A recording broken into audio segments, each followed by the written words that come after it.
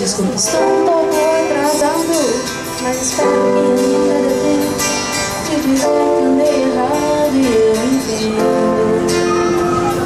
As suas queixas estão justificáveis, a falta que eu fiz nessa semana, coisas que pareceriam óbvias até para uma criança.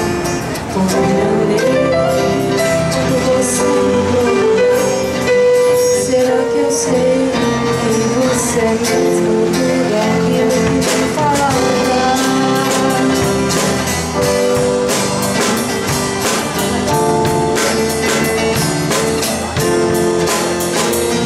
Amor, eu sinto a sua falta, e a falta é morte da esperança. Como alguém que roubaram seu carro e deixou uma lembrança. Que a vida é mesmo coisa muito frágil, uma bobagem, uma irrelevância diante da eternidade do amor de quem se ama.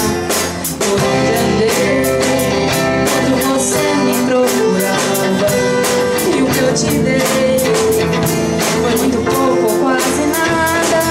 E eu deixei algumas roupas penduradas.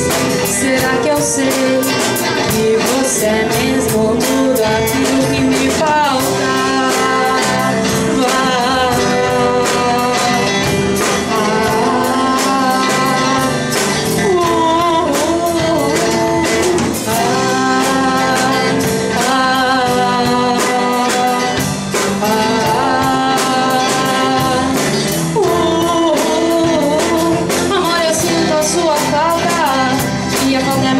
Da esperança, como tem que roubaram seu carro, deixou uma lembrança. Que a vida é mesmo coisa muito frágil, uma bobagem, uma irrelevância diante da eternidade do amor de quem se ama. Por onde andei quando você me procurava, e o que eu te dei foi muito pouco, quase nada. E o que eu deixei, algumas roupas penduradas.